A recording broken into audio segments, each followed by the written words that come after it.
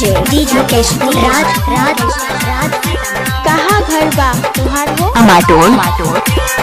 एतो बराती तो पिटबो नै छाती करबो दंगा बिया है के राती एतो बराती तो पिटबो नै छाती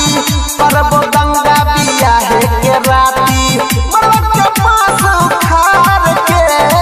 कोइर देबो शीशा कार के पिटबो तोरा भतार के कोइर देबो शीशा कार के पिटबो तोरा भतार के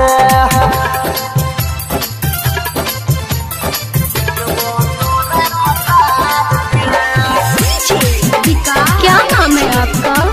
जे मुकेश कहाँ घर है अमाटोल पुरनाही चौक पागल जे ना छौरी कटे हमर हाल गे हाथ चमेहली सके ने तैलाल गे पागल जे ना छौरी कटे हमर हाल गे हाथ चमेहली सके ने तैलाल गे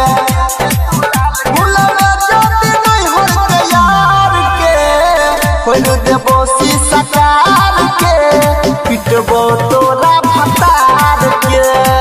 होल देबो शीशा कार के पिटबो तोरा भतार के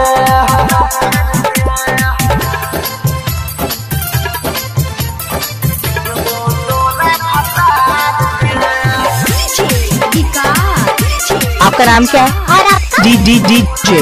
मुकेश राज कहाँ घर है अमाटोल मोबाइल नंबर 9021676653 सजना दे बबिया में सनूर गे अनिल सामी में जाय रे तो दूर गे सजना दे बबिया में सनूर गे अनिल सामी में जाय रे तो दूर गे हमें पावर देखाइबो प्यार के फटबो शीशा कार के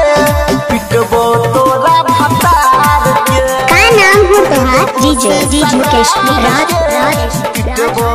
कहाँ घर बा अमाटोल